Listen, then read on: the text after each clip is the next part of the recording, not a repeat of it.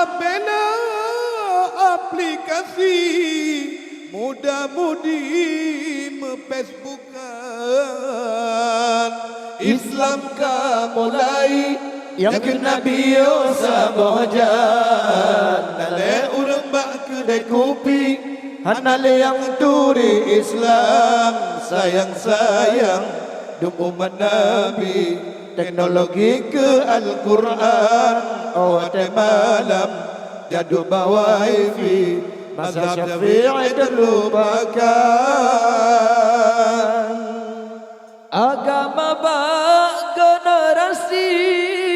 Benyituri hukum Islam tapi sayang wahai abi yang jituri internetan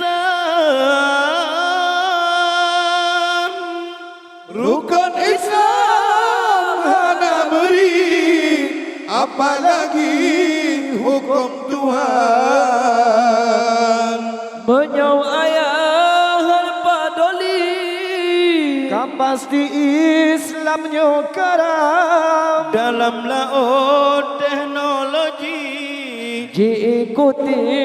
le anunya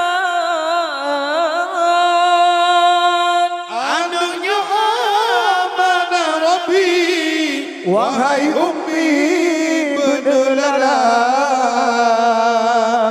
Islam ka mulai yang Nabi sabojan lale urengan duniawi hanale yang turi Islam sayang-sayang duk umat Nabi teknologi ke Al-Quran awal malam jadu bawa wifi mazhab Syafi'i terlupakan nejuk kehbat tempat suci sinan nagem pebedeng Quran yang ke tempat turi Rabbi serta cara beramal menyodanya pikadali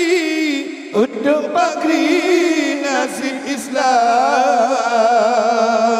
wahai para generasi gada sebanggo andalan singgah gada yang hadapi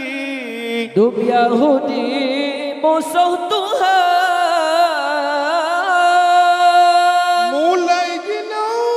pelajari mazhab Syafi'i kepada Islam ka mulai yang Nabi sabojan nale urang bak kedai kopi hanale yang turi Islam sayang-sayang duk umat Nabi teknologi ke Al-Quran awal malam jadu bawa wifi mazhab Syafi'i terlupakan